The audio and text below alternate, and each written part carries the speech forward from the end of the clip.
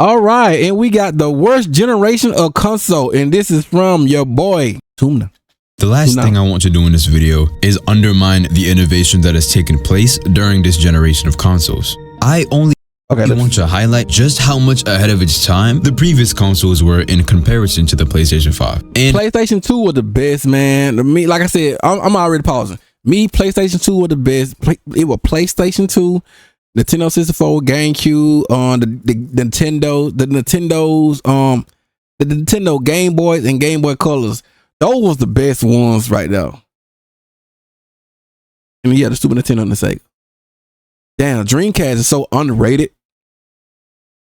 But yo, that was the best one, man. I like PS3, all them other stuff. Nah, really. PlayStation 2 was the best, and now is just you know what I'm saying? Whatever. The different aspects of the PS5 that I consider a step backwards. Cause trust me, it's a lot. This video will cover the many issues I have with this current generation of consoles and gaming in general. Oh, and I did saw they got that new new PC or something. Okay, I'm a little broke. I'll more so be speaking on PlayStation as that's what I'm more familiar with, but I'm sure some aspects of Xbox do ring true with these complaints. The PlayStation 5 has been out for just about 5 years, and you can honestly argue that it wasn't even available for another 1.5 to 2 years to the general public that couldn't or didn't want to cough up extra money for it. And I heard that people say that cause my partner he said people that got PlayStations, they can't even surf the web.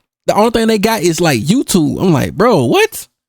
I thought they had like everything like the Xbox, but yeah, I always forget when he be telling me that, bro. I'm like, cause we were just talking about that today earlier. I'm like, that's crazy, man. I find that so hard to believe. Resale or try to land a just frame input online for whenever they came back in stock for like 3 seconds. If you were there, you know I'm not exaggerating. And even if you were one of the lucky ones who had a PS5 relatively early on, whether you were sent one, bought one online, or found one in stores, or found somebody walking out of a store with them and jumped them, you would then quickly realize 2 things. Damn, this console big as fuck, and damn, this shit don't got no games. But hold on. That's not one of my critiques, because I know what you're thinking. Wait, so PlayStation 5 really don't got no games? Obviously, the PlayStation 5 is not going to have many games when it first releases. That's how it was with the PS4, and I'm sure the 3 as well. They have that in common. But for this video, I want to highlight the things that this generation does objectively worse, in my opinion.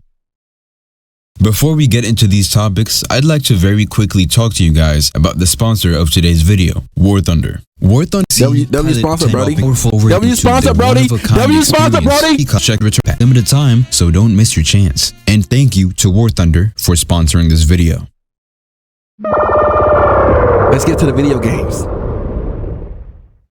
First, I want to talk about the new full price points of games, of which I don't agree nor disagree with. The $70 price point is a bit much for me. It's crazy. Yes, the $70 stuff is crazy. Not gonna hold you. That's why I always love playing my indie games on my PC, bro. Indie games are, I always say that indie games are way better than AAA games, bro. Oh my god, y'all just gotta play them, bro. Bro.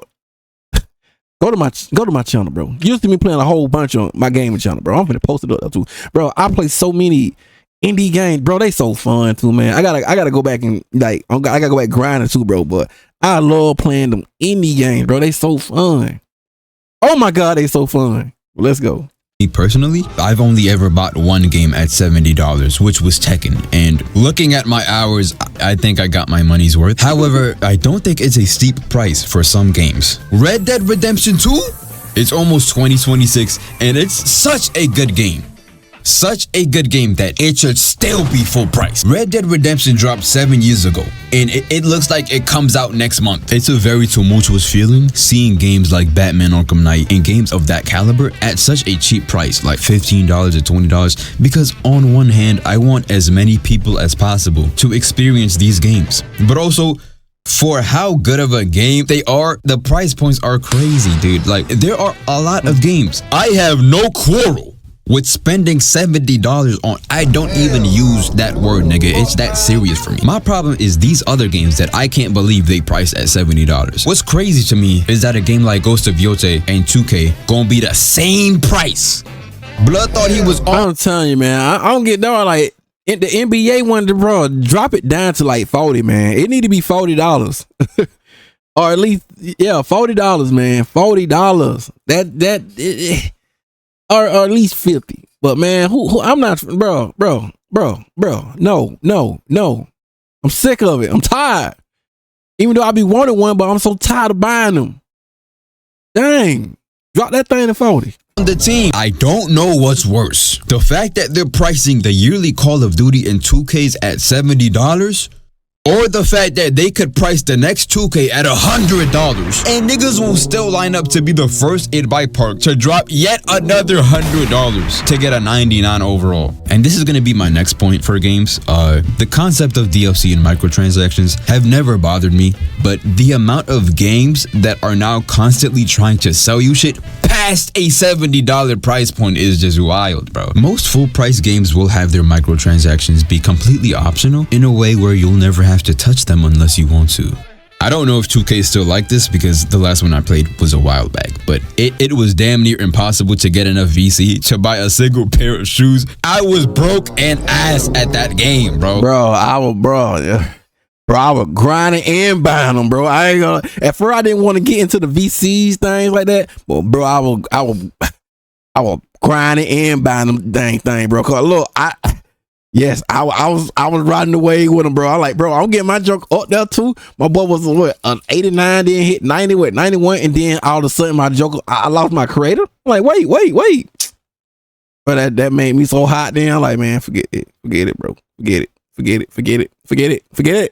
I knew it wasn't my fault because their price points are insane. With free-to-play games, these kinds of DLC is to be expected, so it's whatever. My main issue with free-to-play games, though, is also prevalent in full-price games. You gotta pay like pretty much pay to win, or pay to win, or something like that. And that is not the battle pass. I think the concept of battle passes are really cool. What I hate about passes is that every single instance in every game makes it so that if you don't get the pass within that time frame, you will never get the chance to get anything on it again. I hate that shit with every fiber of my being because every game does it, and none of the games have at the very least player-to-player trading. I'm looking dead at you. I don't even gotta say your name. Anyways, enough about games. I always wanted to play Rocket League too, man. That are constantly trying to sell you something. This generation of gaming is home to the most shameless remasters ever. I could not believe my eyes when they dropped a remaster for The Last of Us 2, a 5-year-old game that already looked better than real life. Nigga, you ain't do shit but step back. How was this even allowed? It's so many unnecessary remasters, bro. Until Dawn, Horizon Zero Dawn, The Last of Us Dawn.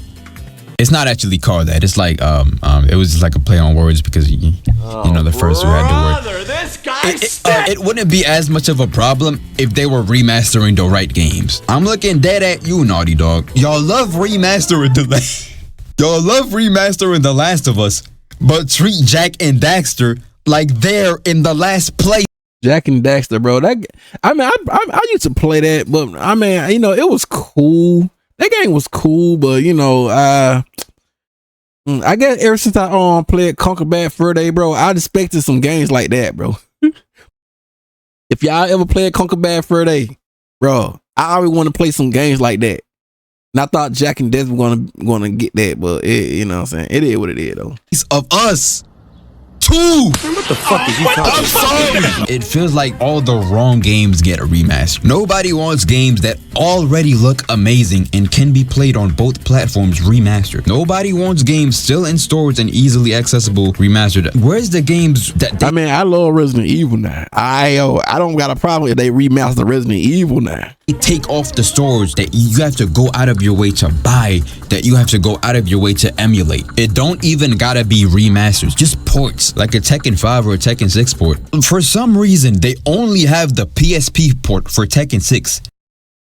Get that thing off the road, bruh. This is a PlayStation issue only. As far as I'm aware, Xbox has been really good with ports and backwards compatibility. The lack of playable games from PS3 that still aren't playable on the 4 or 5 is extremely frustrating. Streaming is cool, but it's not the same thing at all to me. I want to buy a game and own it, please. Familiarity in media has never been more rewarding than in today's market. It's never been more marketable, and it's never been more risky / expensive to introduce a new IP because people just aren't as inclined to invest in something new. It's something you don't just see in games. That's why so many cartoons have and get so many revivals like Gumball and Adventure Time. It's why so many IPs. Oh, I remember this game right here. Well, I don't remember this game, but I got the game on my wish list. I want to play this game too, man. I forget what it called. I forget what the game called. I got it on my wish list on my Steam thing. I still gonna buy that and play this. But it's like I said, it's other indie games, bro. It's other indie games that I be seeing, bro. Oh my god, bro. They like I'm playing I'm playing. I ain't gonna lie. I'm getting very hooked on those like Pokemon type indie games, bro. Those things are so fun to me, bro. I be playing them dang games, bro. Bro, I got a bunch of them on my bro. I got. Oh my god, bro. And then I'm playing this little fighting game, bro. Oh my god, bro. It's so much good games, like indie games. Oh my god. That haven't done anything since like the 90s or 2000s. Yeah, this was called Buster 3D. I got this on my wish list. I got this on my wish list. Suddenly come back. It's why you see so many things have like the most unnecessary sequels. I loved Squid Game, but it being on a 3rd season is crazy. But the reality is people like what they know. This is not news. This is exactly where MK, bro. I love me some MK, bro. I ain't gonna hold you, bro. I'm getting the next MK whenever it come out, bro. When MK2 come out, I'm getting it. It is what it is. I love me some Mortal Kombat. I love me Mortal Kombat. I don't know. I think I love Mortal Kombat more than Tekken. But bro, I don't know, bro. I don't know. I love Tekken, but bro, in between Tekken, Street Fighters, and MK. Oh my god. Tekken, Street Fighter, and MK. Oh my god. Them like the highest ones I be playing. Like them fighting games, bro. Oh my god. Like every time I see a Street Fighter, I'm like, oh man, don't get it, don't buy it. But then when I see that MK, yeah, Brody, GG's, I'm buying it. Masters and remakes and ports come in. There are so many games that Sony, for example, could remaster or at least port from the PS3. Yeah, but they choose not to. But the games that are chosen to get this treatment is so annoying. People like what they know. We need more remasters like Resident Evils and the Crash Bandicoots and Spyro and shit. This brings me to my next. I mean, Spyro's okay. I mean, I wasn't really. I don't know. I mean, I see people be playing it, but I don't know, man. I don't know. That could be me. I played it, but you know, now Croc, they got Croc the alligator. Now that's the game fun right there. If y'all ain't never played that, that's a fun game on the PlayStation. That's a fun game. The amount of classic games the PS3 has needs to be discussed, bro. GTA 5, The Last of Us, Black Flag, Batman Arkham Origins, Gran Turismo 6, BioShock Infinite. I do not play.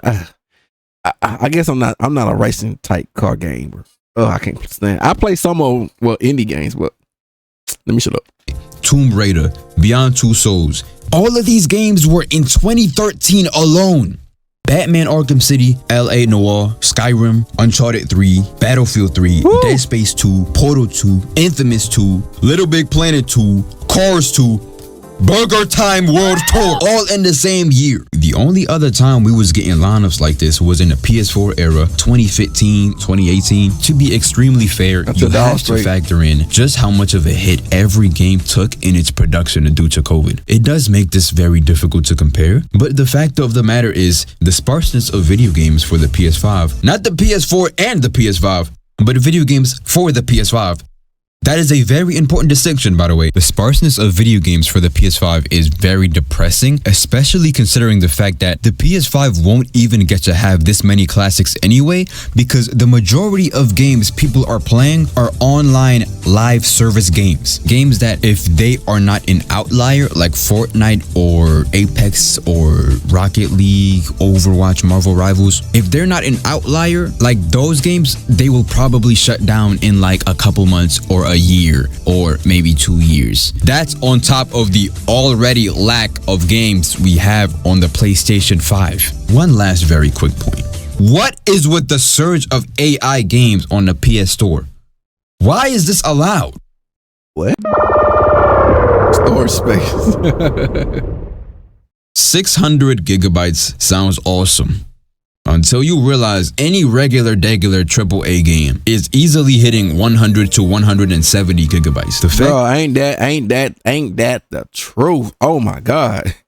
They basically telling you got to buy like the higher, like the advanced PS5 Pro or something. You got to buy that one instead of buying the standard edition. that the base PS5 only has a little over 100 more of storage than the base PS4 is pretty nasty. But in my opinion, the PS4 was objectively better because it housed your library of then modern day games much more comfortably, back when the average was like 30 to 60 gigabytes. However, during the last half of the PS4 cycle, it became more and more normal for games to start hitting like 70, 80, 90 gigabytes. So the base PS4 did suffer a bit there. The PS4 Pro, however, solved the issue by almost doubling the storage. So there is that also. I know the PS4 uses a hard drive disk and the PS5 uses a solid state disk. I think that's what it's called, which contributes to the lack of gigabyte space. I don't know the full details here, so please correct me if I'm wrong, but that's what I'm going off of. If this truly is the case, that unfortunately does not take away from the fact that it completely shits on your experience on a PS5. The only saving grace is that you can add extra space yourself with an external USB or by installing an SSD. It's more about the principle to me because you have to add extra storage or else you spend almost as much time deleting and reinstalling games as you do actually playing the games. On top of the $500 I paid for the console, I gotta pay for the PlayStation Plus, $70 for the games, $70 for the controller, and now I only have like 4 games downloaded. There's no more space, so I gotta drop another $80 for a terabyte hard drive. I feel like it's so normalized for the base product of something to be so dog shit. And people go, dude, you just gotta get the premium version. Nah, dude, it's not. You just gotta get the premium version. Maybe it's too much nowadays to want a base version of something to be usable in a way similar to like 10, 15, 20 years ago, where the goal was to offer the best technology experience that it could at the time, and not to offer the best experience while paywalling features that were previously free and a part of the base product. This doesn't fully apply here, but my point is 600 gigabytes is literally laughable with these modern day games.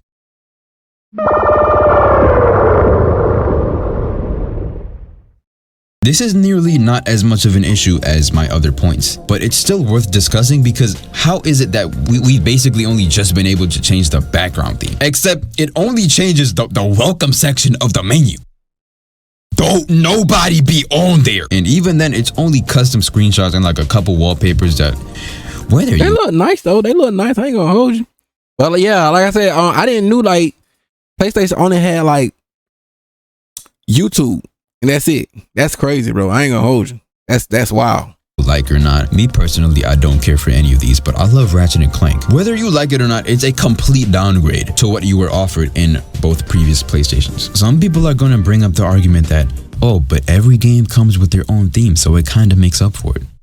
Not only did the PS4 have this feature, the PlayStation 3 also had this feature. They just did it better. They did it in a way where in one, you have to hover over the game for the theme to show, or you have to press down on the game to activate its theme. Otherwise, it would go back to the main theme that you have. That what Xbox doing. That what Xbox got. Everybody doing that Xbox be doing that too.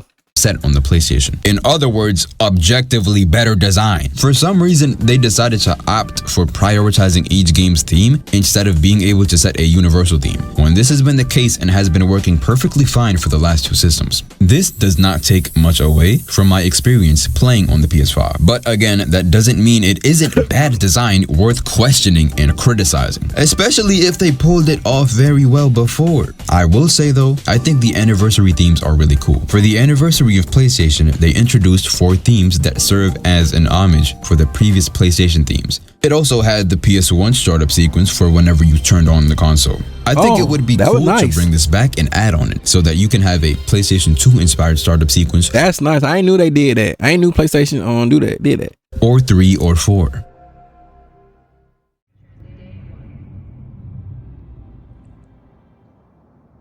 The PS4 sounds like a Boeing 77 when it runs modern games, but it's honestly the undeniable MVP between all of the PlayStations. People are going to say they prefer PlayStation play. I prefer. Yeah, I ain't never played a PS4, but PlayStation 2 is the best one, bro. PS2 is the best console.